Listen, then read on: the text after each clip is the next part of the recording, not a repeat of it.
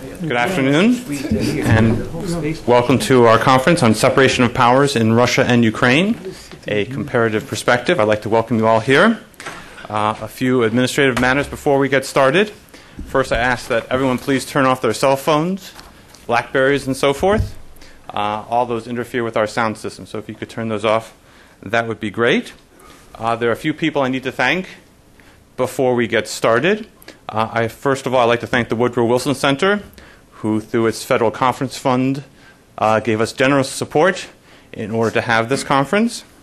I'd also like to thank my colleagues at the center, Sonya, Michel, but also Paulo, Christian Osterman, and Philippa Strum, who all helped us get the program up and running. I also like to give a special thanks to Joe Dressen from our staff, who did great work in terms of organizing the travel and getting ready for the conference as well. We have a very distinguished group of speakers. If you should have grabbed a copy of the biographies of our panelists. If you didn't, they're just outside. And we'll give brief introductions during the course of the event.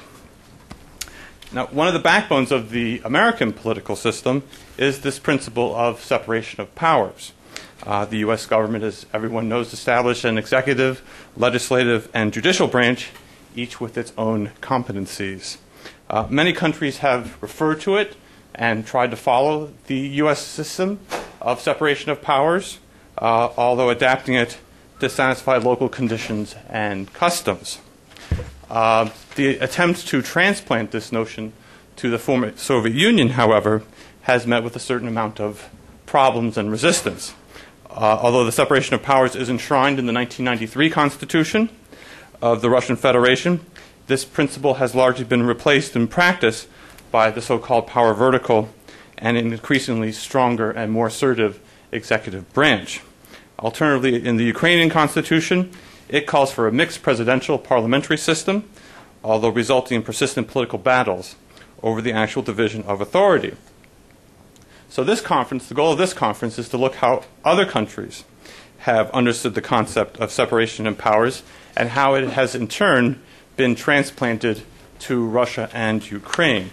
The first panel will look at the principle of separation of powers in comparative perspective, focusing on the U.S., German, and Brazilian examples, and the second panel will focus on Russia and Ukraine's attempt to introduce this concept over the past 19 years.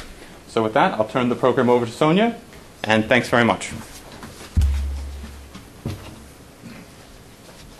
Thanks, Will. My name is Sonya Michel, and I'm Director of U.S. Studies here at the Wilson Center. I just ran into a colleague who said, what do you have to do with this panel, this program? It's about the Russia and the Ukraine. But what it is about comparing. And even though the U.S. Studies program is primarily concerned with aspects of American government, public policy, and society, we frequently find that we gain the greatest understanding into these issues when we view the U.S. in comparative or transnational or historical perspective. And the topic of today's conference is certainly a case in point. We Americans tend to take for granted the separation of powers. In school, we learn about the three branches of government, and when we come to Washington, D.C., as visitors for the first time, we follow the well-worn path from Congress, duly noting its two chambers, to the Supreme Court, to the White House. But it's only when we view the structure of the United States government in comparative and historical perspective that we're fully able to grasp its significance, begin to understand its workings and all of their complexity, and to assess both the strengths and the weaknesses of how things are organized here. So we're very pleased to have this opportunity to partner with the Kennan Institute in co-sponsoring today's conference on the separation of powers in Russia and Ukraine in comparative perspective. The focus here, of course, is not the U.S., but nonetheless, I'm sure that we Americanists, as well as everybody else, will have much to learn from the rich set of presentations we're about to hear, both on this panel and the next. This panel, as Will has explained, has been organized to provide a broad overview of different arrangements of the separation of powers in the U.S., Brazil, and Germany. The three papers will allow us to see distinctive variations as well as similarities among all these three cases. And we're fortunate to have with us leading experts on all three. I'm going to just introduce them very briefly because you do have biographies in front of you. We'll go in the order on the program. So first, Lou Fisher talking about the U.S., Fernando Limongi talking about Brazil, and then Jeffrey Anderson talking about Germany. Lou Fisher is a specialist in constitutional law at the Law Library of Congress and the author of more than 40 articles and books, some of which are listed on your bio sheet. Fernando Limongi is a professor in the political science department at the University of Sao Paulo, where he's taught since 1986, and he's also the author of 4 books and many book chapters and journal articles. And finally, Jeffrey Anderson is the Graf Professor and director of the BMW Center for German and European Studies in the Edmund A. Walsh School of Foreign Service at Georgetown University, and he too is the author of many books. So we're very fortunate to have these people with us, and I turn the podium over right now first to Lou Fisher. Thank you.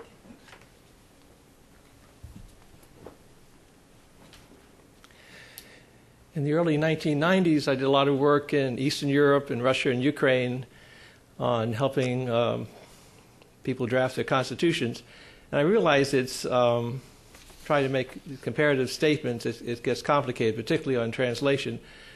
So I would tell them something in English. I think in English it's pretty clear, but it's clearly in translation. It took some time to get to the point. And I told them that in graduate school I was taught under capitalism, man exploits man, whereas under communism it's precisely the opposite. So it took a long time to get that one across. So our systems are, the American system of separation of powers, how any country could ever adopt it and use it successfully, it's very, very complicated to understand. And I think a big difference between the United States and Russia and Eastern Europe is that, as you know, this country started out with only one branch of government. It was the Continental Congress. And it took a while to carve out a separate executive and a separate judiciary. So we started off with a strong legislative base. Other countries generally start off with a strong executive base. Although the framers cited Montesquieu very warmly in the great Montesquieu, they didn't follow Montesquieu. They never attempted to separate the powers in any pure sense. And countries that did, such as France, after 1789, you try to have a pure separation, government doesn't function, and so you end up with a Bonaparte. So we never had any notion of pure separation, and at the Philadelphia Convention, it was clear there were two values similar but very much in competition, separation of powers versus checks and balances. And the framers very much understood the need for checks and balances. And as far as separation of powers in a pure sense, by 1787, 1788, that was regarded, the pure separation of powers, as hackneyed, as trite. And some of you who have read the Federalist Papers know that Madison and Hamilton in particular had to beat back objections that the branches would frequently overlap. Well, that's how you have checks and balances, very necessary. There are a few things in the Constitution that are exclusive. Obviously, the President with his pardon power, Congress, the House on impeachment, the Senate on trials, Senate impeachment trials.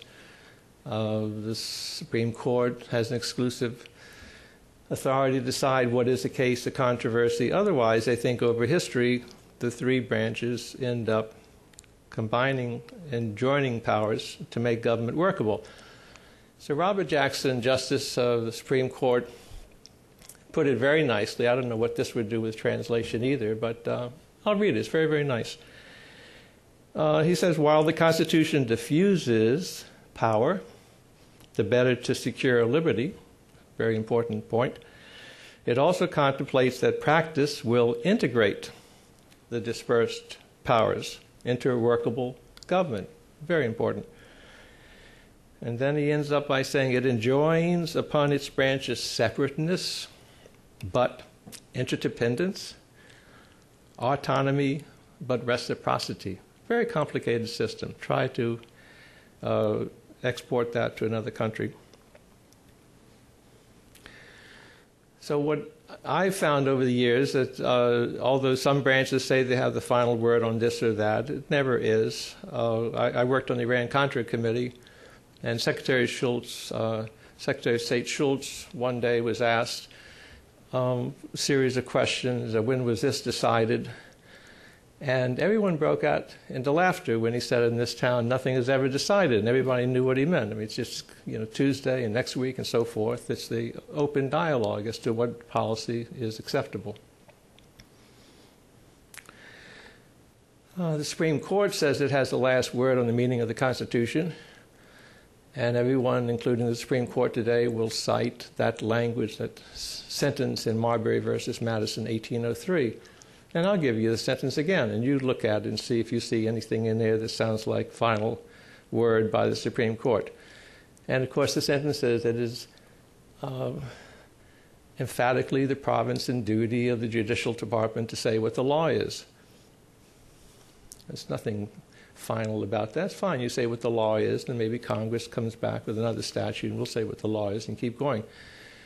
So that sentence I just gave you, if you think that's true, how about this sentence? I hope you'll say it's true also. It is emphatically the province and duty of the legislative department to say what the law is. And you can get a lot of truth out of another sentence. It is emphatically the province and duty of the executive department, the president, to say what the law is.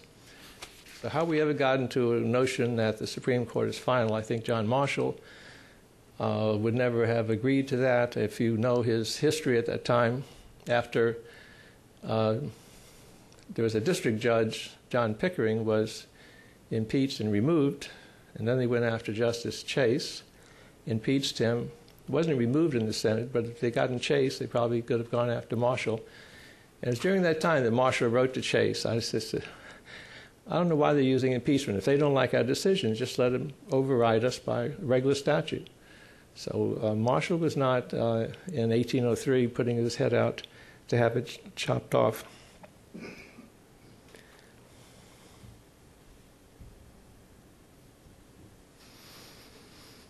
So I think the notion of checks and balances in the 18th century, some people say, oh, it's 18th century, this is the 21st century. I think the notion of checks and balances, that power is, when it's concentrated, abused and threatens liberties and freedoms, I think that notion in 18th century applies to today, and even more so to today. To me, a turning point on separation of powers was after World War II, when President Truman goes to war on his own in Korea, June 1950, never came to Congress before, after, never. And if you remember, what did he cite for authority? Not Congress, the UN Security Council. I hope you'll agree that there's no way the UN Charter, a treaty agreed to by the President and the Senate, there's no way a treaty can take from Congress and the House of Representatives its power under the Constitution. But that was the result. You do not go to Congress for authority, you just go to the Security Council. And when Clinton could not get the UN Security Council to support what he wanted to do in Kosovo, where did he go for authority? Not to Congress, to NATO countries. So amazingly, the president has to get approval of all the NATO countries, Luxembourg and Belgium and so forth, but not from Congress. But that's where we are today. Why doesn't Congress push back? That's what the framers expected in separation of powers, that when one branch encroaches upon your power, you push back. But as we know, often that's not the case. Congress has been way too passive. The War Powers Resolution of 1973, that was supposed to be a reassertion by Congress. It wasn't. It was another giveaway. Congress told the president, you can go to war on your own for any reason at any time for up to 60, 90 days, a giveaway. In the last couple of years, there was a Baker-Christopher Commission, two former Secretaries of State, James Baker and Warren Christopher, and they came up with something which, again, is makes Congress subordinate to the president. Namely, it would be some kind of a committee of about 20 people. The president would consult with them. Sometimes he could go to war without consulting with them.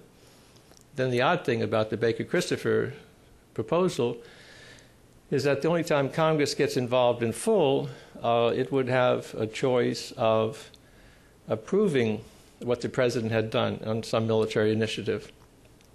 And if it didn't approve it, then the second step would be for Congress to disapprove. And of course, the disapproval resolution would have to go to the president. He'd veto it, and now you need 2/3 in each branch, or the president could go to war wherever he wants to, so long as he had 1/3 plus 1 in a single branch. So that's a remarkable proposal.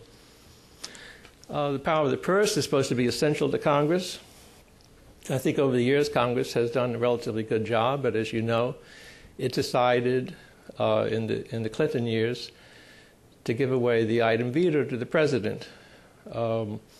Did Congress protect itself? No. What Congress does on these matters, instead of protecting itself, it puts in the bill some expedited procedure. If anyone wants to take it to the courts to see if it's constitutional or not, well, members of Congress take the oath to decide what is constitutional, and they're supposed to do it without any mental evasion. So you don't pass a bill that is questionable constitutionally, and then, well, let the courts figure that one out. We're not going to. The court struck it down. But even today, Congress is still thinking of ways to give the president, in this case Barack Obama, some type of item veto, which would be okay under the Supreme Court case. And whatever bill is passed, it would, again, tilt the balance toward presidential spending priorities and against legislative spending priorities. There's no way around that. I've testified to them many times. It hasn't done it yet. I think I'll end on this notion of emergency power. It is true the framers understood that, and John Locke understood, that there may be situations where the legislative branch is not in session, and it is necessary for the president to take certain action. And in the George W. Bush administration, many people look to the precedent set by Abraham Lincoln. It's the wrong precedent. Lincoln, when he took his actions after Fort Sumter, never said, I have full authority to do exactly what I'm going to do, and I don't have to come to Congress. He never said that. He took certain actions when Congress was out of session, suspending the writ of habeas corpus, taking money from the Treasury without an appropriation, putting a blockade on the South, raising Army and Navy, which is a legislative function. To his credit, when Congress returned, he said, I did certain things when you're gone. Then he had very magic language saying whether strictly legal or not. That's a giveaway, whether strictly legal or not. And then he said, very remarkably, I don't think what I did is beyond the constitutional competency of Congress. He's saying I used not just my powers under Article 2, I used your Article 1 powers. And therefore, I have to come to you and explain what I did, and I have to get your authority. Otherwise, what I did is not legal. And Congress, when it debated his request to give retroactive authority for what he did with the understanding he had no such authority.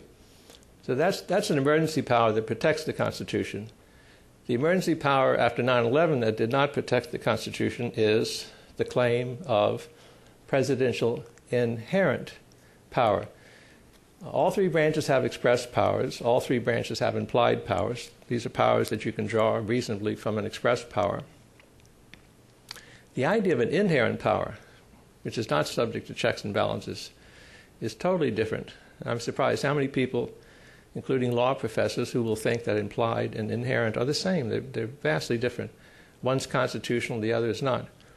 The first one to use inherent power, to my knowledge, was Truman with a steel seizure, claiming he had inherent authority to seize steel mills and that no court could check him. He lost that in the steel seizure case.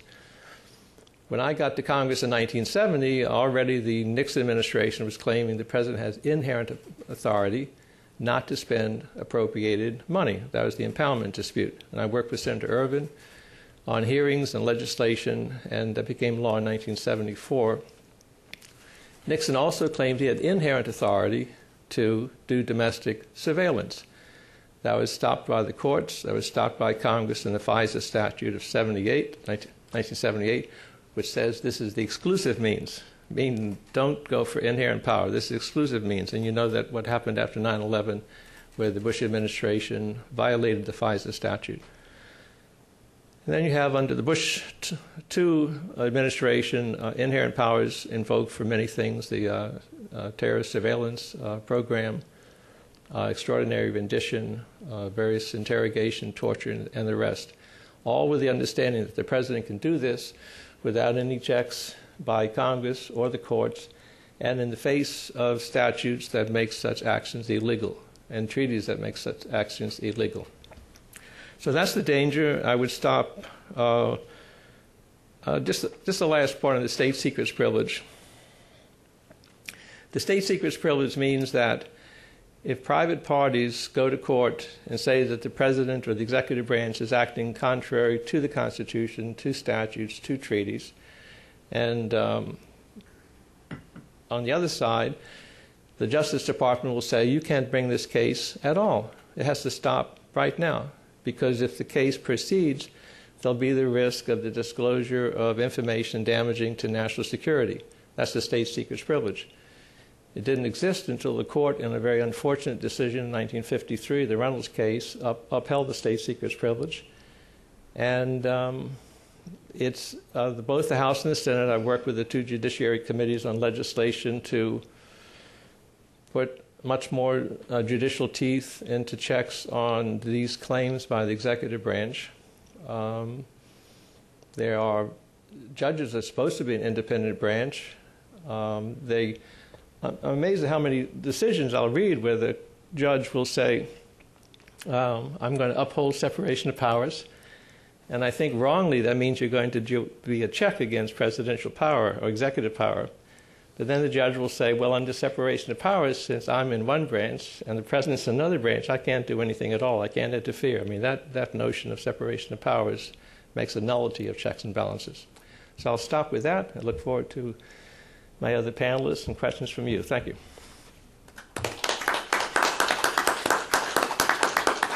Thank you very much. Professor Limongi, you want to come up here? You want to sit there? No. Do you need PowerPoint? I have. Oh, okay.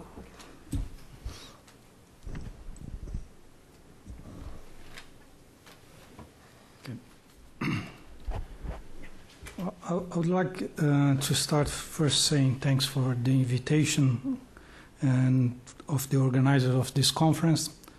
I am most honored to participate in a conference on the Woodrow Center. The importance of the studies developed with the assistance of the Center for Understanding Democratization around the world, and specifically in Brazil, is enormous. Thanks for the Kenyan Institute for giving me this opportunity to be here. My presentation is based upon a joint work, a product of my long collaboration with Argelina Figueiredo. Our objective in this presentation is twofold.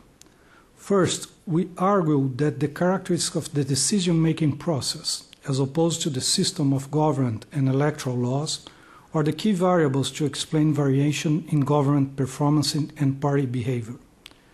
The legislative powers of the executive is the primary explanatory variable. It takes precedence over the form of government and electoral laws. The relevant distinction is not between forms of government, presidential or parliamentary regimes, or even between presidential and semi-presidential regimes, but whether the executive power controls or not the legislative agenda. The effects of the concentration of legislative powers on the hands of the executive are the same across regimes. Thus, we also question the highly accepted view that powerful executives constitute a threat to democratic order. We do not think that powerful prime ministers are. So there are no reasons to think that presidents would be. The paper centers on the analysis of two experiences with presidential democracy in Brazil, the 46-64 one and the post-98 period. The comparison of these two experiences offers a unique opportunity to access the effect of specific institutional variables on policy outcomes and legislative behavior. Most institutional features are the same in the two constitutions. More specifically, the 1988 Constitution kept the form of government and the laws regulating the electoral process and the party organization. Additionally, the 1988 Constitution strengthened federalism by increasing the fiscal and administrative capacities of the lower units of the federation. Thus, both constitutions are structured around an institutional mix that is deemed as the worst possible by several authors. So this continuity between the two experiences is stressed by several analysts. But at the same time, and this is less known and recognized, the 1988 Constitution concentrated power in the executive in a way that considerably departed from the 1946 Constitution. In fact, contrary to a widespread view, all the institutional reforms produced by the military to strengthen the legislative power of the executive were incorporated to the new constitution. The executive today has a strong agenda and legislative powers. The contrast between the two periods extends to infra-constitutional rules regulating the decision-making process within the legislative power.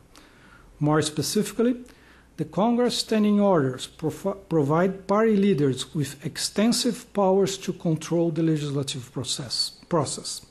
Nowadays, Brazilian Congress is organized in a centralized way. Thus, Congress' internal organization departs radically from the US model, usually taken as the paradigmatic, if not the unique and appropriate way of legislative should organize itself in a presidential regime. So if the form of government and system of representation played the role the literature attributes to them in determining government operation in democracies, we would expect to find little or no variation in the performance of the two Brazilian presidential systems. Similarly, if parliamentary behavior were a direct function of the incentives generated in the electoral arena, no significant change should be observed either. However, the difference between these two democratic experiences could not be greater. We show that the two democratic periods present completely different patterns in their policy output. The indicators we use refer to the control of the executive of legislative output, legislative success and dominance, and party cohesion. We show that in all these respects, the two periods diverge sharply. We argue that the concentration of agenda powers in the hand of the executive and party leaders explain this difference. Let me start by showing the basic data referring to legislative output. We are using here two traditional indicators common in the study of parliamentary regimes. Legislative success is just the proportion of bills introduced by the executive that become law. The closest to 100%, the more successful is the government. We know that parliamentary regimes, this is the mark towards most government tend. Here we are applying a relative exigent measure since we are taking success as the approval of the same president that proposed the bill. The difference between the two periods couldn't be greater. Let us concentrate on the two subtotals, that is, the totals for the two democratic periods. We have that for the 46-64 period, executive success is a mere 29.5%. If we look down the column, we will see that the recent presidents achieved a much better result. They approved 75.7% of the bills they introduced. Note that the complement of success is not rejection, because several other things may happen. If we move to the last column, where data over dominance is presented, that is, data on the proportion of enacted laws that were proposed by the executive, we will see again a stark contrast between the two periods. 38.5 against 79.5%. And it should be noted that the high dominance by the executive is the norm among parliamentary regimes. The conclusion is obvious. Nowadays, the executive is responsible for changing the legal status quo, and it's extremely successful when it attempts to do so. Note that the third column tells us that the overall output, the number of laws enacted by month, is almost the same in the two periods. So what changes is the distribution, the participation of both branches in the output. So there is a profound change in the way the Brazilian political system operates from one period to the other. The differences are institutional in the following sense. The nowadays pattern is stable, presents little variation from president to president, as we can see when we look at by administration the data, moving up and down through the third, fourth, and fifth columns. Success and dominance is always around the overall average. The same is not true for the previous period. As we may see looking at the first and the second column, this stability does not depend upon the size of the presidential party and is moderately related to the size of the party coalition that sustained the president. Color in the second period is the only truly minoritarian president, and it is the less successful. I want to emphasize the problem is not the size of his party, but the size of his coalition. I will return to that point afterwards. Note that the pattern observed in the first period is the one that is more correspondent with the predictions of the literature. Presidents having hard time to approve their agenda, a fragile president that confronts a very active Congress, a Congress that is committed to promoting pork barrel policies, etc., etc. I have no time to demonstrate this last point, that what Congress was approving in the first period was truly pork barrel policy. I have the data on that, but I have no time to show this today. Anyway, the emphasis on the form of government and electoral laws cannot explain such a profound divergence. The basic institutional setup was not modified. We should observe the same type of executive-legislative relations in the two periods. The maintenance of presidentialism should generate the same type of non-responsible legislator, that is, legislators that do not care for the destiny of the government. Besides, given the maintenance of PR open list, we should observe a highly fractionalized legislature and weak parties. We do observe a party fragmentation, but as we will see in a moment, there is no way we can say that parties are weak within the Brazilian legislature nowadays. Thus, how do we account for this profound difference? The answer, as I suggest in the opening remarks, are due to the other parts of the institutional structure. First, the legislative powers of the president changed dramatically. They were reinforced as we may see in the next slide. As we can see, the constitutional rules regulating the distribution of power between the executive and the legislative branches of the government have changed drastically. The current constitution kept all legislative powers instituted by the military government. Under the 46th Constitution, on the contrary, the president held only one of those powers, the exclusive initiative in administrative matters. There is no doubt that nowadays Brazilian president is a strong one. Let me discuss two of these powers or prerogatives: decree power and control over the budget. As we may see in the next slide, most of the difference between the two Brazilian experience with regard legal output is directly related to these two instruments. We see that in the 46-64 period, the legislative reviled the executive with regard budgetary laws, and that today all of them are initiated by the executive. And we also see that provisional decrees, the decree power that the president now has, is the reason of the executive advantage on the last line, other ordinary laws.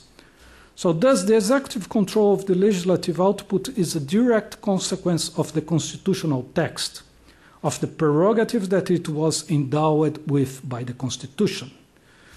With regard to the budget, the main point is that the legislative lost the power to create expenditures. Congress participates in the elaboration of annual budget and in the bills that the executive introduces along the year to modify it. But the right to amend the budgetary bills is highly restricted. Most policy areas are protected from amendments and from congressional cuts. All things considered, Congress can only amend resources allocated to investment, but even in this area, it cannot create new programs or expenditures. It may at most move funds and change privilege in some areas at the expense of the others. What is important to retain is that the legislature cannot set autonomously the overall pattern of spending. All these limitations impede that Congress engage in pork barrel policies, and thus it may be true that open list PR creates the incentive to the emergence of pork barrel policies, to the emergence of the so-called personal vote, but the executive control over the budget neutralizes these incentives. They just do not find the adequate institutional setup to develop. I will complement this point in a moment. Let me just add some of these limitations were introduced by Congress itself, by standing orders.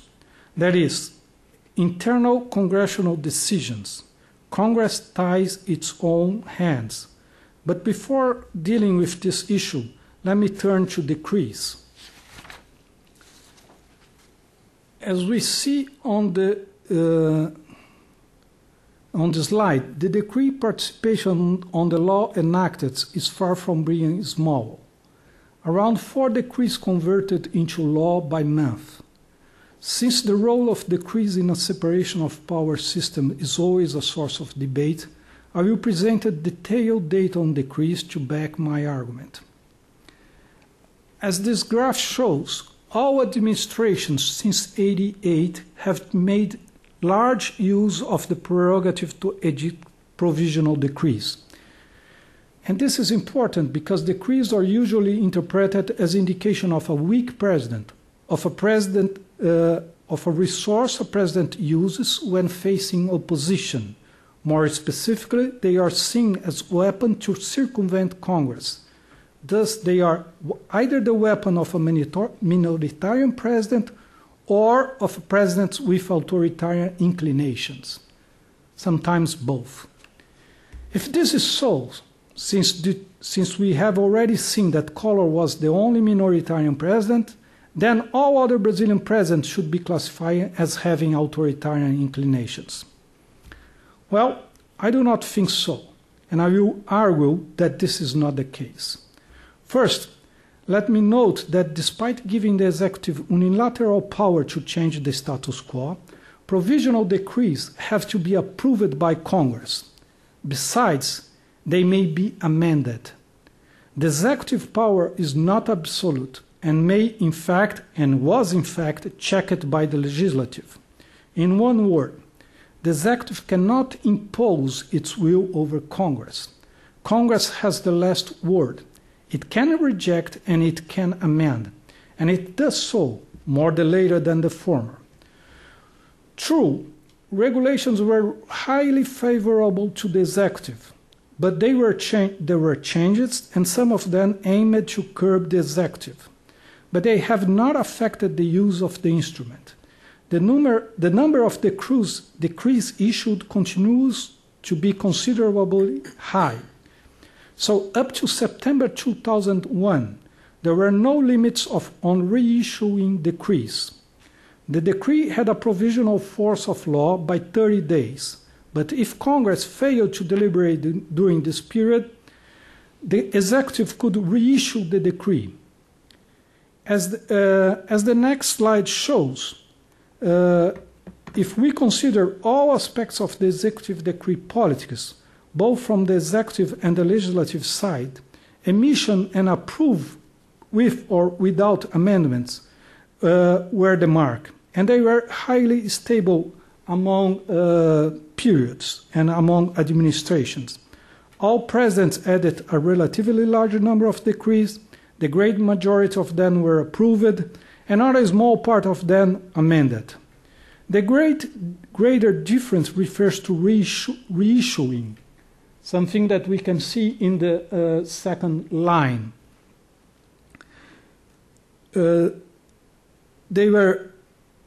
Reissues were rare under Sarney, considerable under Collor, and exploded during Itamar and Fernando Henrique administration. That led to a certain fall on amendments because most of the reissued decrees incorporated changes in the text. But note that decrees ended up being approved. So reissuing is not a sign of hard time to approve them. In fact, the focus of the agenda had moved during the Fernando Henrique administration to some other place. That was a period that Fernando Henrique government was reforming the constitution. Thus, in September 2001, to cope with reissuing, Congress amended the constitution. The validity of the decree was extended to 60 days, but reissuing was limited to one unique occasion. That means that the decree may last for 120 days, 4 months, but at the end of this period, if Congress does not deliberate, the decree is automatically rejected. Thus, from September 2001 on, the President cannot count with Congress in action to govern based upon decrees. The data shows that there was not a big difference. If anything, the executive is editing more decrees now than before. And that seems a paradox. The difference is small and is accounted paradoxically by the impossibility of reissuing. It does not pay to reissue a decree with modifications now. Thus, under a much more demanding rule, one in which a decree can in fact be rejected if not counted with express support from the majority, the President did not restrain its resilience on the Institute. If he was not sure that he could not count with support, he would opt for other course of action. For instance, he would use his constitutional urgency. So presidents anticipate that they will be supported, and they are by Congress. In fact, a complement to the executive control of the legislative agenda comes from the fact that party leaders also had their agenda powers reinforced. That is to say, as we may see in the next slide, there are infraconstitutional changes changes in the standing orders of Congress between the two periods. Party leaders today are much more powerful than their counterparts in the previous period. Party leaders have greater control over the procedures that regulate the legislative agenda. The standing orders give them the right to represent their caucus on most procedural matters. Thus, legislative organization does not follow the US pattern. Committees are not that important. The floor is the real locus of decision. The basic way leaders affect the legislative process is through the approval of urgency procedures for specific bills. Once the urgency is approved, and this is not a constitutional urgency, this is not a presidential urgency, but it's a congressional procedure that is regulated by the standing orders. Once the urgency is approved, the committee is discharged, and the floor may vote the issue in days under restrictive procedures. That is, only amendments supported by the leaders are considered. And what may sound strange at first sight, as I show in the next slide, The congressional urgency is used to expedite the propositions arising from the executive. More than 60% of the executive initiated laws were approved under urgency. Thus, the instrument is not used as frequently with Congress' own initiatives, as we may see, little over 30% for Congress. So parties are much more important today than they were before for the legislative process. And this importance is not a function of the electoral laws. The point is, the organization of Brazilian Congress is also different in the two periods. Today, Congress is highly centralized.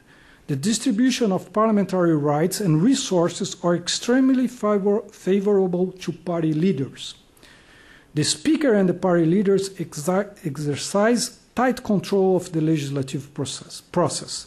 They were responsible for setting the legislative calendar. Thus, what this data indicates is that we are far from a conflictive executive-legislative type of relationship. Executive preponderance relies on institutional prerogatives attached to the presidential position, and it's backed by party leaders. Consequently, to recognize presidential ascendancy is far from implying the so-called model of imperial presidentialism, or that we have some sort of delegative democracy, as O'Donnell has argued. Executive-legislative relations need not be conflictive. Coordination between the two branches is also a possibility. Whether one or the other conflict or coordination obtains may be seen from data on party cohesion and support for the legislative agenda of the executive, a point to which I now turn. As one could expect, the two periods are marked by high contrast. Cohesion is low in the first period. Party cohesion is low in the first period and high in the second. The following slides show that. This is party cohesion for the main parties in the first period. I think my time is running out, so I have to expedite my exposition. So this is party cohesion for the second period. We see that there is a considerable difference. Today, most parties have party cohesion well above 70%. So for the second period, for nowadays period, we can provide a better picture of the relationship between the executive and the legislative and the type of support parties provide for the executive. For the post-1988 period, we are able to collect data on the position taken by the government leader and all party leaders. And we also know all the parties that have portfolios, so that participate in the government. So we may test how the presidential coalition works. So for the members of the parties that receive portfolio, the members of the parties that receive portfolios do provide support for the executive agenda. Explicit opposition from parties included in the government coalition of party leaders announcing position against the government amounts to less than 10% of the cases. Congress members that belong to parties included in the government coalition do provide political support for the executive agenda. On average, no, this is not the right slide. This is the right slide. So the last column here, we have the working of the coalition. So how this percent or the percentage of votes of the members of the coalition in support of the president. So we see that almost all presidents got support around 85–88% of their coalition. And so we now can close the circle. So we know why presidents have this high rate of approval, because they count with political support, because they are able to organize a coalition that works. The comparison between the two periods shows a significant increase in party cohesion and showed the existence of a workable and structured coalition supporting the executive in this period. Again, the difference between the two periods is due to difference in the organization of the legislative work. The legislative process in the 46th democracy was more decentralized. This means that individual members' initiatives had higher chances to reach the floor and to influence outcomes. To conclude, the institutional debates tend to underscore the negative effects of proportional system of representation and the separation of power on the performance of Brazilian democracy. The analysis presented here shows that variables internal to the decision-making process may neutralize the effects predicted by the emphasis on the system of representation and government. Agenda powers, decrees included, are not sheer instruments to confront Congress resistance.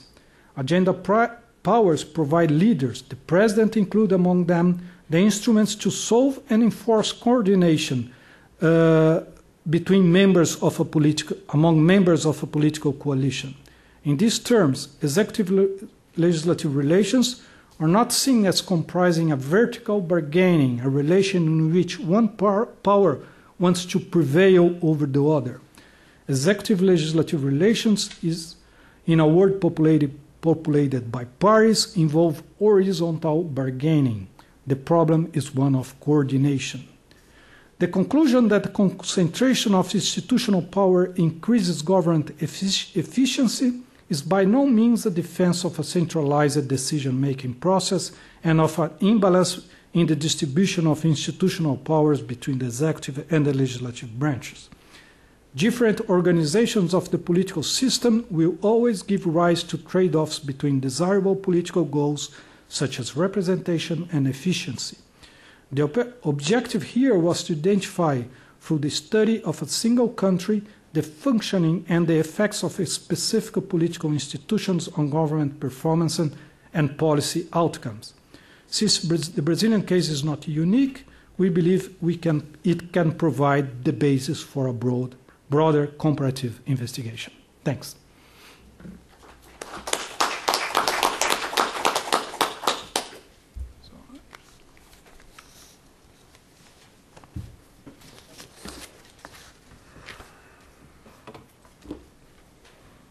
Are you going to use PowerPoint? No, I'm not. So You want to come up here? I'll come up there, sure. Okay.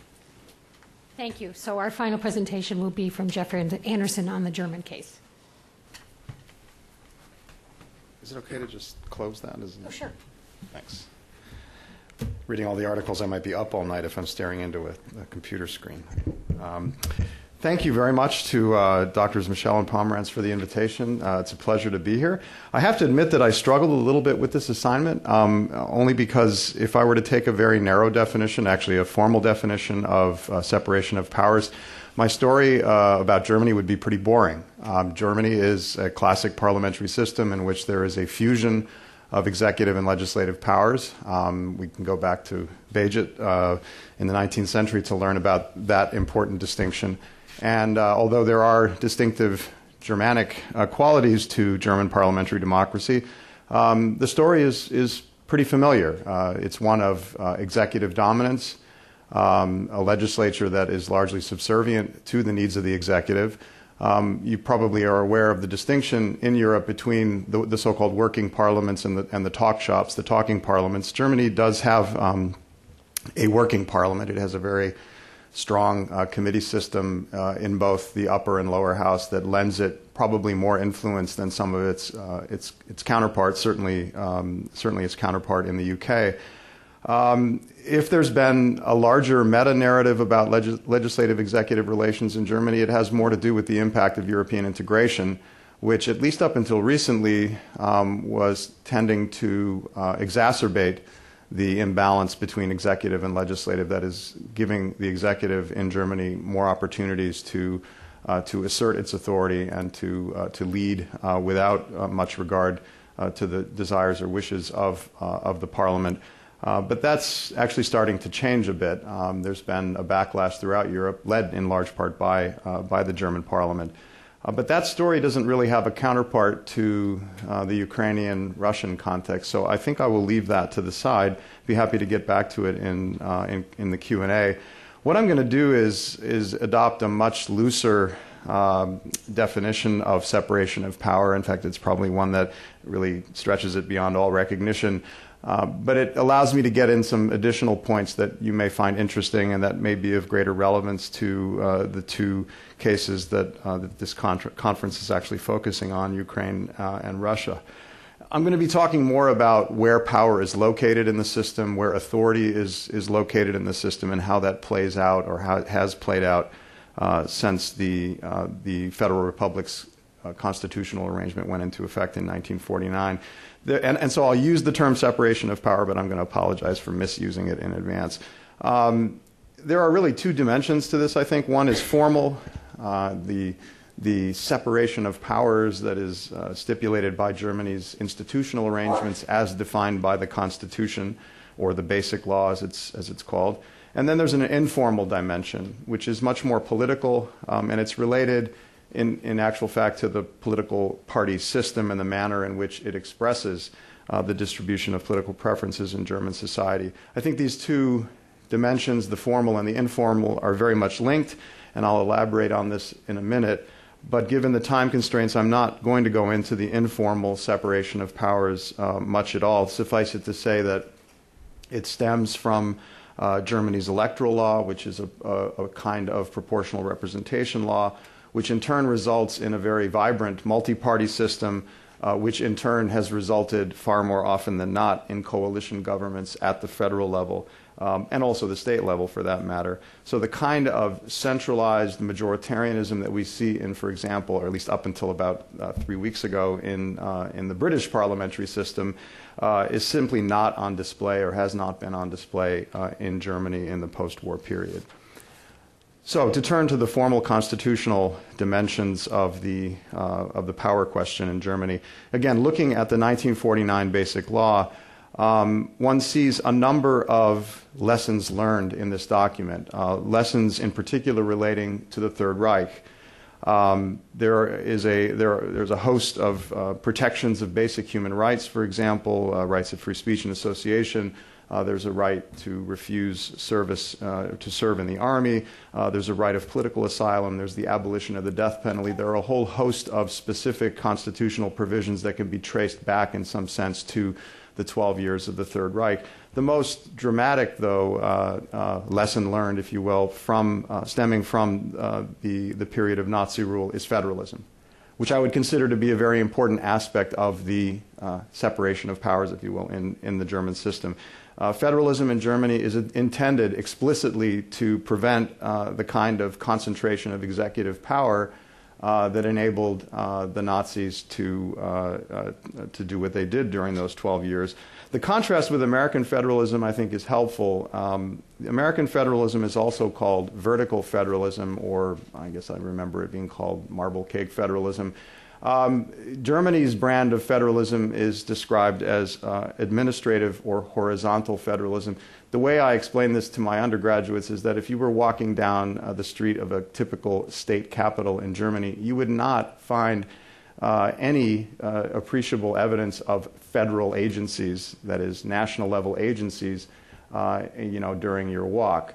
In fact, you would find almost nothing but state-level agencies and state-level ministries and state-level departments. The reason being that in Germany, federalism means that the federal entity or the federal level legislates within its spheres of competence and then turns implementation over to the states. There is no separate reach of the federal down to the base, down to the local level, such as you have in the United States. And that sets up some interesting dynamics that are largely absent in the United States. The institutions of federalism, I'm not going to go into these in great detail.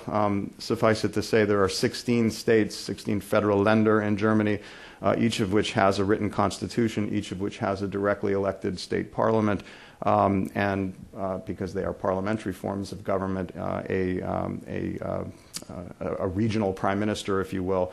At the federal level, the upper house, the upper chamber of the legislature is intended to represent the interests of the states, the so-called Federal Council or Bundesrat.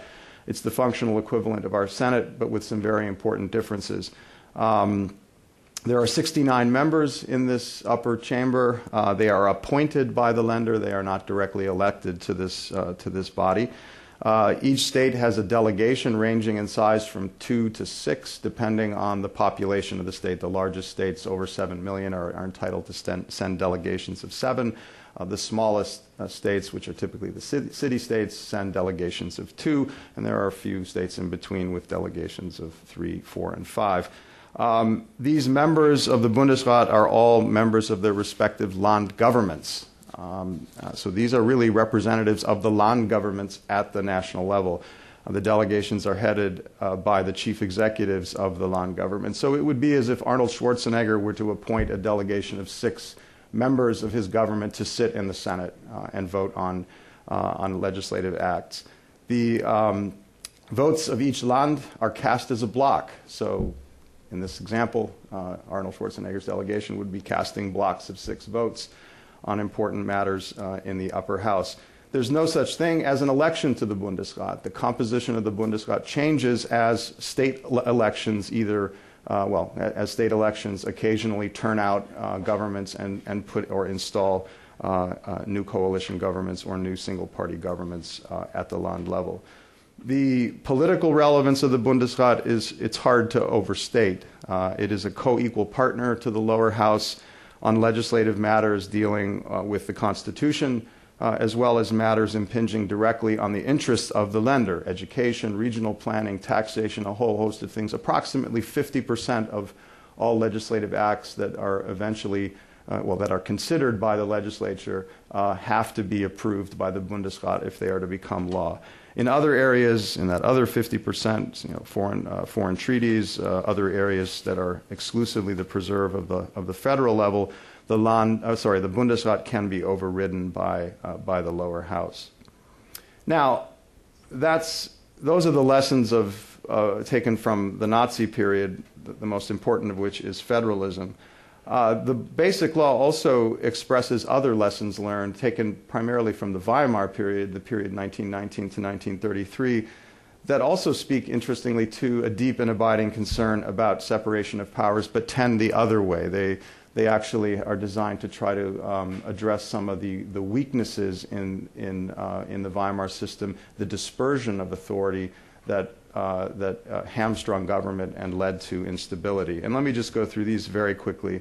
One was the rampant fragmentation and polarization in the party system that obtained during the Weimar years. I mean, you've probably seen the charts of the dramatic increase in support for the parties on the far left, the dramatic support for the main party on the far right, the Nazi party, and the kind of attenuation of support or even complete diminishing of support in the center, the collapse of the political center in Weimar. This had implications for not just political life on the streets, but also the stability of government as well. The solution to this problem was, among other things, a proportional representation law with a very high barrier to entry. Parties must achieve 5% of the national vote total in order to claim any seats at all in the lower house, in the Bundestag. And this law has had its desired effect. If you track the number of political parties over the course of the 1950s as these election laws came into effect and then began to have an effect, you see a dramatic decrease in the number of viable parties competing for power. It goes from something on the order of 12 or 15 parties in the first German parliament in 1949 to the established 3 parties, the Social Democrats, the Free Democrats, and the Christian Democratic Christian Socialist Union party by the early 1960s. So there was a dramatic winnowing out of political competition that can be traced directly to the impact of this electoral law.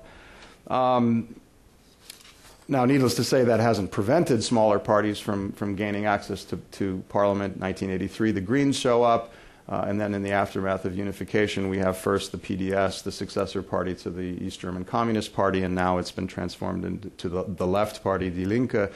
So Germany now has a stable 5-party system, but it's still well short of the 20 to 30 party system that it had during the Weimar years. The Basic Law has also, it's 1949, so it's some time ago, it also strengthened the position of the Chancellor. One of the great weaknesses of the Weimar parliamentary form of democracy was the very precarious position of the chief executive, the Chancellor. The 20 cabinets fell in a 14-year period, which is about as unstable as democratic life gets. The Constitution put in place a so-called constructive vote of no confidence. It's not sufficient to simply deny the government of the day the confidence of the Parliament to inflict a defeat on them, on the government, on a matter of confidence in the legislature.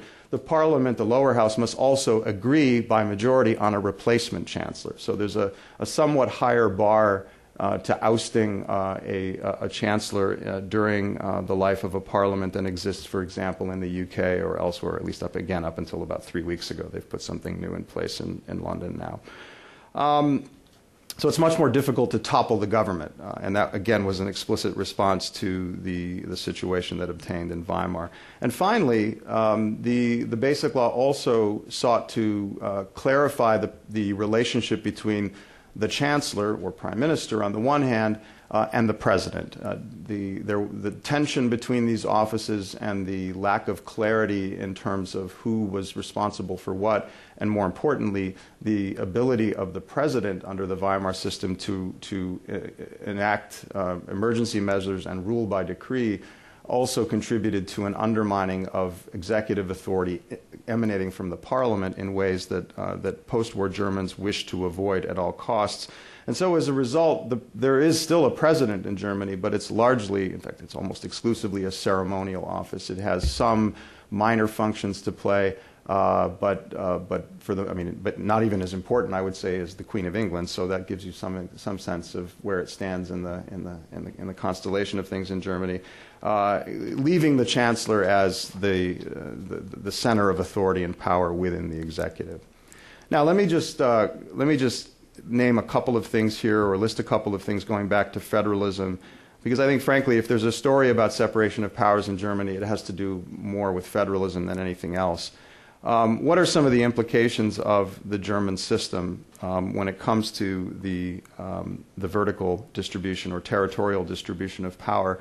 Well, for one thing, the upper house now serves as, and has served for years, as a potential veto point in the legislative process on a range of functional issues that cut across party lines. So whether it's education policy or regional planning or taxation, the Länder must be placated, and party affiliation is only of so much use in trying to achieve consensus among the 16 Länder.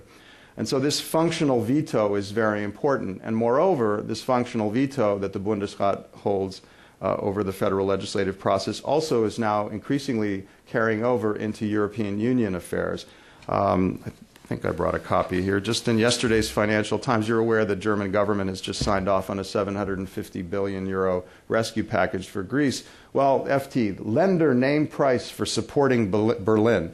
The upper house, and by extension, the 16 barons of the various Länder in Germany are going to exact the political price for approving this 750 billion euro package, and you can imagine how badly Angela Merkel wants to have that go through. And these demands have little to do with partisan issues. They have everything to do with the structural position of the Länder within the grand scheme of things in Germany and Europe. So it's becoming a very important obstacle to federal legislating, not just on matters relating to Germany, but also relating to Europe. The Bundesrat also serves, second point, as a political veto point. There is now, and has been since 1949, the real potential for divided government in Germany, where the Bundesrat is controlled, again, informally, by a majority of Länder of a different partisan composition than the coalition government sitting now in Berlin. That just happened, or that just flipped over a couple of weeks ago with the legislative elections in North Rhine-Westphalia, which produced a center-left government that now tips the balance in the Bundesrat. The main casualty, tax cuts. The federal government is not going to be able to pursue its campaign promise of enacting tax cuts because the Social Democrats are vehemently opposed to this. So it's another check on executive power or on the coalition government's powers, and so in that sense, I think does play a role in this informal separation of powers that I'm trying to talk about here. Finally, the meso level, what's happening at the land level needs to be taken into account. The fact that you have 16 small state universes, well, not so small. North Rhine-Westphalia is a pretty important and pretty big place. This offers up the potential for alternative government. That is a situation where a state like North Rhine-Westphalia with 17 million inhabitants and some pretty important industry to boot is now governed by an alternative model, a center-left model, which gives it the opportunity to dog the federal government in terms of providing alternative solutions to problems. It gives the opposition a platform for contesting power at the national level, which is significant. The existence of the land political systems, the state political systems, also, interestingly enough, provides for internal competition within the existing coalition government at the federal level. By that I mean there are opportunities for, and I'll use the current example, senior politicians in the center-right party, the CDU, to subtly and sometimes not so subtly challenge the position of the leader of the party and the leader of the country, Angela Merkel, by using the land level as a way of pushing her on important issues, be it immigration or taxation or what have you. And if you follow German politics, you will no doubt have known or seen that since this bruising defeat in North Rhine-Westphalia, the voices of internal party criticism have risen dramatically. There are now some pretty significant challenges to Angela Merkel's authority, and they come from these so-called Fürsten, or barons at the land level, who control resources, who control access to the media, and are able to get their voice out in important ways. This has a downside, and I'm getting ahead of myself. I think I have a couple minutes here left. Another important aspect or dynamic that results from the existence of federalism in Germany is that the Länder become involved in the implementation of federal policy, as I mentioned earlier, and this gives the individual states the opportunity to fine-tune federal policy decisions, because obviously once a decision is reached at the federal level, what it means for voters, what it means for citizens in terms of the delivery of services or whatever the policy has to do with, very much turns on how it's implemented. And so states have the opportunity to alter, sometimes at the margins, sometimes quite centrally, the content and meaning of federal legislation by virtue of their position within the system. They are the ones implementing it. Now, that's the sort of interesting, potentially happy side of the equation. There are some real costs, I would have to say, and I'll conclude with this, to Germany's federal arrangements. One, as you might imagine, the sheer burdensome quality of decision-making in the legislative process in Germany. You have many more important actors who, in this case the states, the Länder, that have, in many instances, veto power over decisions or the process. It makes for a very cumbersome set of arrangements, and especially when it comes to reform of education, reform of taxation, it's very hard to get consensus. It also tends to build redistributive conflicts into the system because everyone's at the table. And that's, from a democratic standpoint, a good thing, obviously. But it means that the issue of redistributing from the wealthy Länder to the poorer Länder, or making sure that the left and the right are accommodated, becomes very tricky in this highly institutionalized system. And finally, and this alludes to the point I made just a minute ago about Angela Merkel. It makes consensus building and leadership within the parties much more challenging and much more difficult. And I'll just leave you with an example, a comparative example.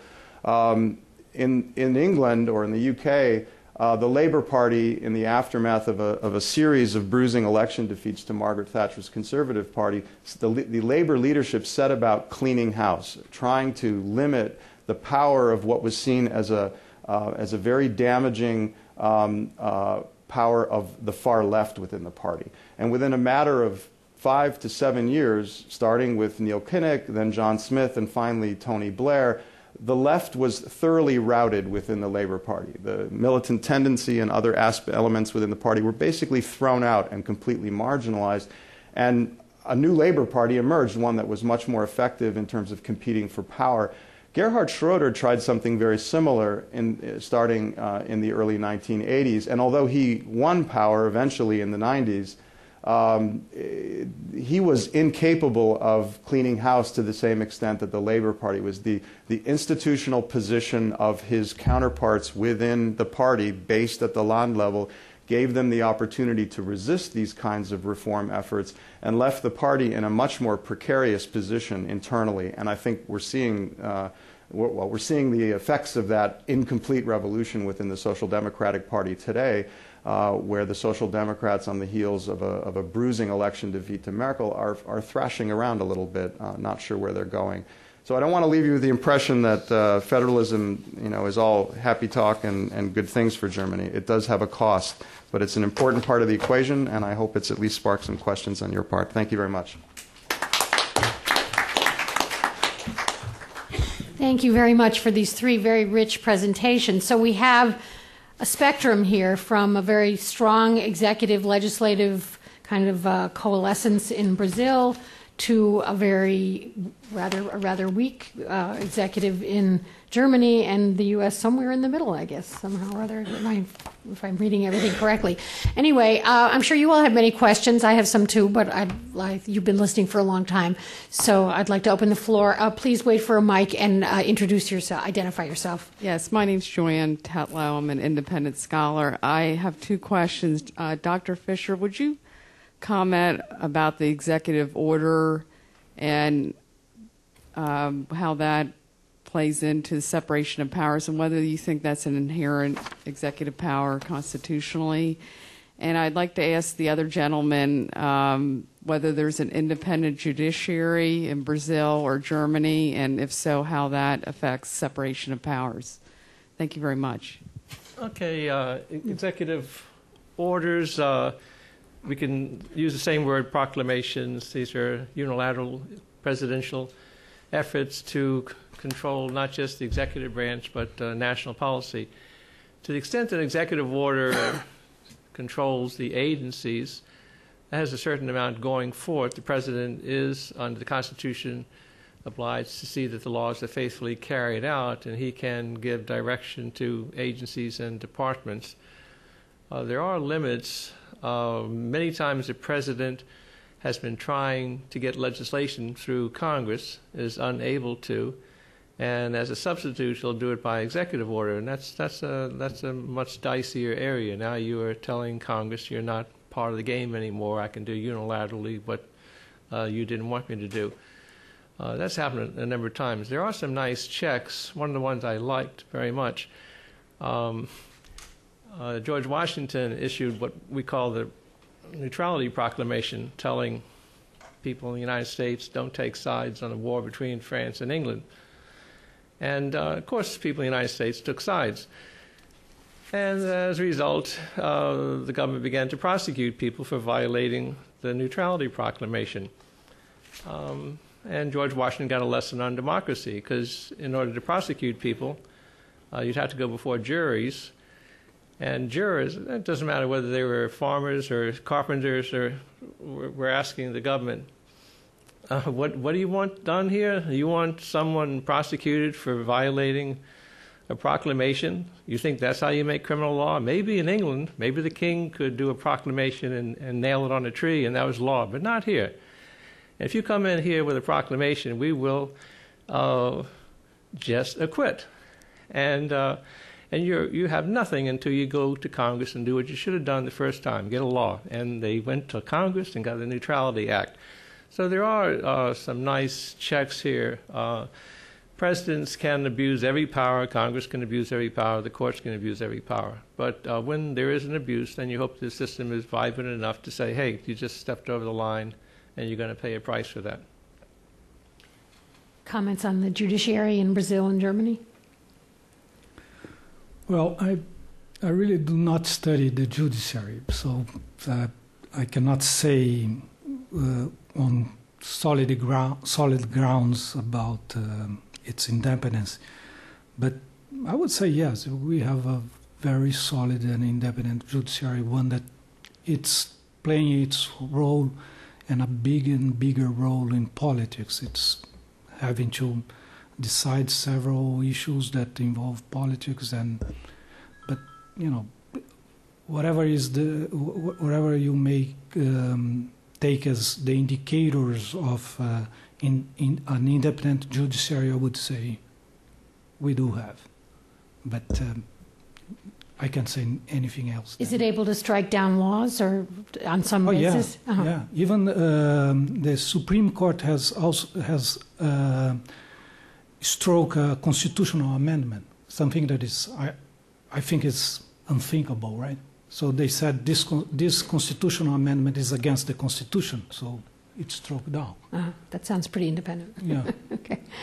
The Supreme Court here does it. They just don't call it an amendment. They just do it anyway. Yes, the German court system is a very active player within the system. The Federal Constitutional Court in particular, I think it retains the same kind of aura and prestige as our own Supreme Court does. It has the power to strike down laws and has done so. It's played a very important role in recent years on a number of issues. For example, when the German government sought to send German troops out of area in the 1990s in the Balkans, the court had to weigh in on whether that was consistent with the basic law. And much to at least the elite's relief, it said it was. It's played a very important role on European integration, called on to determine whether treaty amendments like Maastricht and most recently Lisbon are consistent with the basic law. And even though much has been made of the extent to which European national court systems in Europe have become subservient to the European Union legal framework, the German Constitutional Court is probably the best example of judicial pushback. And its most recent decision, many think, has kind of set rather non-negotiable barriers to further integration because of the way it's worded. It's taking care of German sovereignty, in other words. So yes, extremely important player, and worth watching closely on these kinds of important issues, including this most recent decision on Greece. There's a team of academics. I have a kind of a mental image of them just poised with their finger over the send button anytime the Parliament does anything relating to Europe, because they immediately, file a complaint with the Federal Constitutional Court, and they tried to do the same on this $750 billion euro rescue package. And the court, if I understand correctly, said would not issue an injunction on the law, but they're going to consider it, which means in a couple, 3 months we'll hear from them on this issue. And people are starting to hold their breath about what might come out there, because it will definitely alter what the government can and can't do. Will? Yeah. Will Pomerantz, the Kennan Institute. My question is for Fernando and for Jeff. And that is, the United States has a very limited notion of the state. The state is kind of perceived as weak, and we're quite happy with that understanding of the state. Whereas Germany and I believe Brazil have a much more positive image of the role of the state and the role that the state plays in government and so forth. And I'm just curious, how does Brazil and Germany reconcile notions of separation of powers and the notion of the strong state? Mm-hmm. Mm-hmm. Jeff, you want to start? Want to go on that one? Sure. Yeah, it's a great question, and certainly in relation to, or in comparison to the United States, there's a greater comfort level in Germany with an active state. But if you then throw in other comparative benchmarks, it starts to look a lot more like our approach rather than some other approach. I mean, the best example would be France, sort of anchoring the other end of the spectrum. Germany's, or I should say the typical German's approach to the state is very much conditioned by two things. One, the negative experiences of the war years, but also the kind of redefinition of the state's role in the post-war period. You have to think of the state in conjunction with a larger economic philosophy, the so-called social market economy, where the emphasis is still very much on the market and on what the market can do, but the state has the role to play of kind of compensating the losers in this difficult market struggle. So that's permitted the state, in the eyes of citizens and elites, to do much more in the way of rescue of industry and regulation and the like than one finds here in the United States. But it still falls well short of what is considered normal fare in Paris or other parts of the continent. And so this struggle, for example, over the rescue package, the Germans have been very reluctant to sign checks and to allow anything to go on that would undermine what they see as their basic economic fundamentals, which revolve around price stability and protection of the euro. And so the state, in other words, in these areas needs to be kept as far away as possible. And it's not clear they're winning this battle. I mean, events have kind of overtaken this philosophy. But if you ask them what their preferred state is, it would be well short of what, say, Sarkozy and others would like to see. Fernando? I think that in Brazil we also have this notion or acceptance of an active state and a strong state. And this has historical reasons, in a sense, in the sense that the state played an important role in promoting development. And it was sort of consensual, or almost consensual, that without state intervention, Brazil would remain an underdeveloped and poor country, etc. So that the state would have to play a role to bring the Brazilian society out of underdevelopment. But more recently, I think this has changed. So the idea that the development has to be promoted or that depends on the state intervention has it has a weaker acceptance now. But I would say that with regard struggle against poverty and struggle against injustice, then I think the Brazilians, we still keep this notion that the state has to play a role. And I think that this is the basic political criteria that is in use in Brazil. And I think that the state changed a lot, changed its insertion in the society and its relation with society since redemocratization, beginning with color government more specifically, and then with Cardoso, and now with Lula. Despite being a leftist president, it's not pursuing an interventionist policy or the way we used to have. But again, I would reinforce that with regard poverty and the struggle against poverty, the state keeps its role as fundamental and active partner. Yeah, Will, I would agree that the United States doesn't have the same notion of state as we see in other countries, and yet it occasionally rears its head, and one time it did was, many of you know the Curtis Wright case in 1936. This was a case in which Justice George Sutherland could have easily handled it on straight grounds that can Congress delegate a certain amount of discretion to the president in external affairs, foreign affairs. He went beyond that with dicta, making this basic notion between internal affairs and external affairs. And when it comes to external affairs, he had the president exercising exclusive, unchecked powers of sovereignty, very much like a state system. And I think we saw after 9/11, and it wasn't the only time we've done this, where this term national security or national interest comes up. And if you want to push national security and national interest a little bit, suddenly you are at the place where the nation is everything and the individual is nothing. So we flirt with it quite a bit. In the back. Yeah. Thank you so much. Maybe a little way out, but question is very interesting for me. Upcoming election, Senate election, does it predict some kind who will win next presidential election? So results of Senate election does say something from the history. You know this case is very good. I think so.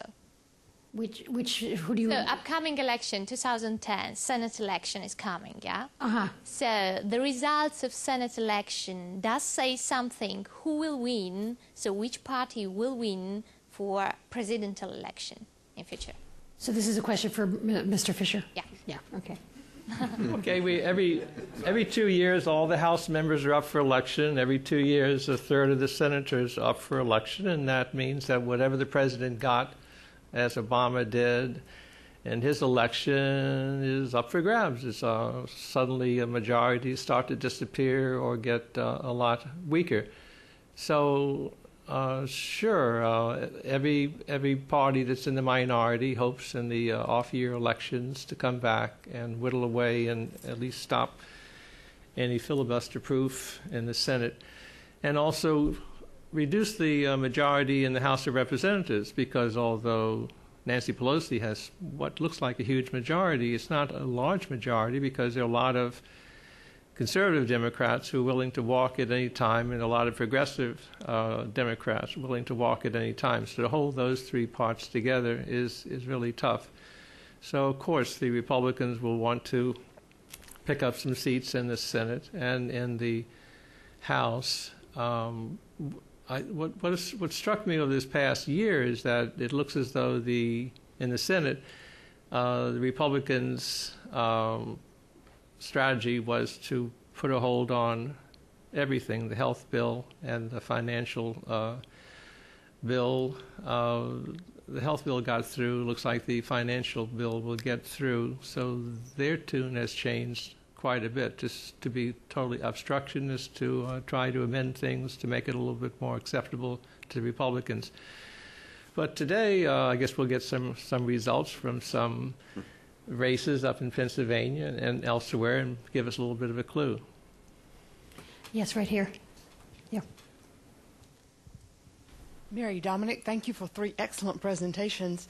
I wanted to address all 3 panelists and recouch the debate from state and separation of powers into the civil law systems in continental Europe versus the common law system in Britain and the United States, and to ask you, the 3 of you, please to address that as we look for models for Russia and the Ukraine. Go ahead. Wow. Can I pass? You can't. Or at least have time to think. Okay, you can have time to think. Lou, do you want to start out? Yeah, we always talk about civil law and common law as though they're really distinct categories. I don't think they are. What is our system here? You know, we start off with a statute as law, and then we suddenly have judges saying, well, you thought the statute meant that, but it'll mean this. And if it's a statute you're talking about, Congress can always come back and say, we meant it to say A, Supreme Court. We didn't mean it to say B, and now we pass another statute. We'll say A again. And there's nothing wrong. Everyone says the Supreme Court has the last word. Everyone has to recognize that if it's a statutory issue and the court interprets it, Congress has every right to come back and say, you got it wrong. And we did it recently with the Lilly Ledbetter bill, where the court interpreted a statute and Congress had to pass legislation to better protect the rights of working women. So there's that system going on all the time. And something, of course, in Germany you have your Länder, but I think a lot of people forget in the United States we don't have one constitution, we have 51 constitutions. And if it's not a federal issue, if it's not a national issue, there's no reason in the world why states cannot adopt a totally different system under their Constitution. So if the U.S. Supreme Court says that you can give, there's nothing wrong with giving funds to religious schools, states, there's nothing in the U.S. Constitution about education. States have expressed language in state constitutions saying no public funds shall be used for private or religious schools. So even though the U.S. Supreme Court says it's okay, states can say it's not okay down here. And that's part of a very vibrant system. And unfortunately, the Supreme Court in recent decades has more and more, every time they see states, 6 states going in one direction, it gets up to 18, suddenly the Supreme Court says all 50 have to go by that. So the diversity we used to have under federalism is getting eaten away by these Supreme Court decisions where they go for something like they call a national consensus. Whenever they see a trend started, they'll say all 50 states have to go for it. That's unfortunate. Well, it became fashionable among economists and institutional economists to use this distinction as the source of development, and to say that countries that have common law are the ones that develop and that are cases of success, and the ones that do not are the cases of failure. I would say that I found no argument, there's no foundation for this argument on theoretical terms or on empirical terms. It's just something exogenous that they found. And as economists are crazy to find some variable that is exogenous, they found one and they made a carnival out of that. So no other than that. There's no reason in the world to make this huge distinction between these two systems and say that everything else follows from that. Just that's what all I know about that. It doesn't seem to me that important. But, you know, when you come to one country and you have one tradition and then try to move to another one, that seems to me to be the wrong thing to do, right? So better to use whatever you have and not improve whatever you have. And always you can improve whatever you have, right? So.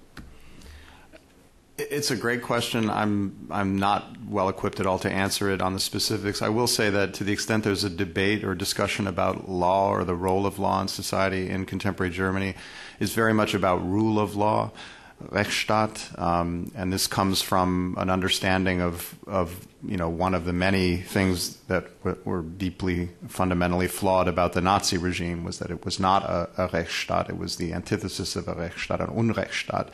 And this debate has broken out again around the 20th anniversary of the fall of the wall, where discussions of the GDR regime as an Unrechtsstaat has elicited howls of anger from some East German citizens who felt that this was in some sense tarring their entire life with a term that really ought to be reserved for just the Nazi regime. And I will say, as Germans look east and see contemporary Russia at times struggling mightily with law and democracy, and when they see entrepreneurs arrested for no apparent reason other than that they own things that someone higher up wants to have, they wonder whether there is such a thing as rule of law in Russia, regardless of whether it is on paper a democracy or not. So I think that's really where the debate is right now, to the extent there is one, about the role of law in a contemporary society. Is a state bound by its own laws? Yes. In the middle. And then, actually, maybe we'll take these two questions together. I will be very quick. Yeah. Contemporary political history of Ukraine does give us two examples of very peculiar coalition. The participation of a Communist Party, because their program point was no coalitions at all. In contemporary history, they are taking part in two coalitions. And I would be very interesting, happily, that's not the case for the United States, the coalition. What are the margins of the coalition? Or in any case, is there any political, let's say, maybe references or maybe constitutional framework for the, let's say, for the possibilities to create a coalition? Former president of Ukraine was very deeply criticizing the possible coalition of two parties and has created even a legal precedent, dissolving the parliament because of the possible coalition between two parties which have promised not to be in coalition. And that's a very interesting thing in the Brazilian example. For example, you've stressed the great role of the coalition in supporting the president. Who are the members, or which are the members of that coalition, and how it is possibly formed? That's the same about broad coalition in Germany. Nobody was expecting such a coalition like in Great Britain today. That's the political, legal, constitutional, where are the borders? Very interesting to hear. And then, yeah, this gentleman, yeah. Everett Lilia, U.S. European Command. My question to all three of you gentlemen is, in order for government to function, it must have, you have to be able to provide stable services and institutions that allow the citizens to interact in commerce and other things, provide a stable environment, and that these have to survive beyond the transfer of power between administrations or political parties. Could you comment on the lessons learned in each of the three cases on the genesis and evolution of stable institutions like that, and how those might be salient examples for the Ukraine and Russia? Okay, as you answer, these will be the last comments, so you may want to just make any other concluding comments. What type of institutions? The institutions that grant commerce or transition between presidents? Richard, can you give...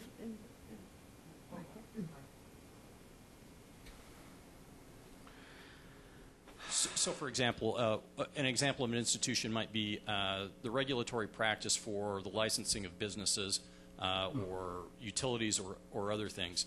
And how do you, and what I'm getting at here is the ability for such a regulatory or legal framework or bureaucratic framework to remain a stable provider of services to the citizens and business across transfer of power, so that it doesn't turn everything on end when you have one administration or political party take power over another. And I think that's something that we generally see. But how do you, what do you see in terms of the process of the genesis of that and the evolution to a stable operating government, where the change of power doesn't turn everything? You know, they don't have to reinvent the wheel in every way. Yeah, go ahead. I'll take a stab at that, starting with this question first. I think at least historically, I'd be tempted to say it turns on the capacity of the system, the rules of the game, to promote the formation of a broad consensus about fundamentals among the major parties competing for power. And that's certainly what you see throughout Western Europe in the aftermath of the end of the war. And take Germany, for example, or the UK or elsewhere. You find, I mean, in the case of Germany, it was the left accommodating itself to the rules of the capitalist game over the course of the 1950s. If you compare the platform of the Social Democrats in 1950 to its platform in 1960, you wouldn't recognize it. They essentially agree to to play by capitalist or market-oriented rules, with a twist. Obviously, they're more interested in redistribution and other things, higher taxation and so on. But the basic rules of the game, such as you're describing, are going to be left in place, and that's more or less understood by the competitors, and it's certainly understood, at least implicitly, by voters. In the UK, it's more the right accommodating to a more statist vision established by Labour in the immediate aftermath. Where those kind of cross-party consensus emerge, you have the makings for the kind of stable transitions of power that we like to see in democracy. It has to do with with agreeing on the fundamentals, and still also understanding that there are going to be differences. Otherwise, what would the parties be competing about? You know, and this, I think, leads to the other point that was raised, the question about coalitions. You know, certainly in the German case, there's nothing written into the Constitution that mandates coalitions. It's simply the outcome of elections under the prevailing rules of the game. If no one party can garner a majority of the seats, by definition, they're going to have to form a coalition if they're going to govern. And I think for many, many years that worked effectively because these consensus were in place. The problem today is that those consensus are now being contested. There's no agreement really about what constitutes an accepted set of principles with respect to the economy or respect to the polity. You know, if you take the European Union into consideration, where is that going? And so coalition government then almost becomes a recipe for cynicism, because then it's all about power politics. And, you know, the classic case in the recent German election where Angela Merkel is, for lack of an alternative, you know, forced to turn to the Free Democrats, and the price of that is a pledge to cut taxes. That was about the last thing she wanted to do in this set of economic conditions, was to turn around and cut taxes with a massive budget deficit. But she had to do that, and that, needless to say, caused many voters to think, well, you know, where's principle here? If it's all about getting power, where are the principles that you've campaigned on for the last N years? And so coalition government can become a recipe for growing cynicism and alienation, and that's a problem. But, you know, it's hard to see how one gets around it, given the nature of the game and the way it's being played. Okay, the problem is that democracy is a very strange system in which whoever loses the election accepts the result. And this is the trick thing. Why would I accept losing election? Moreover, if I am the government and I lose an election, why would I step down and leave the palace and let the other people come in? So, and this is the fundamental question of political science, to understand why this come about in some countries and does not come about in other countries. And this is always the first time a country experiences a transition of political parties is always a very tense and very demanding situation. And so we know more or less what conditions we may observe that lead to this kind of agreement, and which conditions does not lead. So it all depends on the stakes. What is the size of the stakes, and what means to lose and to expect to my turn, my next time around. So I expect to the next election, and I stay in the sidelines and campaign and have a reasonable expectation that I will be able to return to power. And if I expect my adversary to deny me that, then I may prefer to use force or to try a coup or anything like that. So, in fact, this is related to coalition formation, because coalition formation is something in which people that come from different sides have to agree to govern together. And it has political advantages and political disadvantages. You may lose votes because you join a coalition or you form a coalition. And the idea is that, in general, is that parliamentary systems are systems in which the government depends, its existence depends on support of the majority, that they have a built-in mechanism that will force coalition formation. Otherwise, it will not work. There will be no constitution of a government. So it may happen that no government is formed, and no government may be formed. And then you have to have successive elections, and that the system may not endure that. So what makes you enter a coalition is this kind of calculation. If you prefer to wait in the sidelines, or if you prefer to be a part of the government. And in general, presidential systems are thought as being against coalition formation, or that parties will not want to enter a coalition because the president is too powerful, and the president will not want to share power. So this is that was kind of maintained as a dogma, I would say, in political science, against the practical world.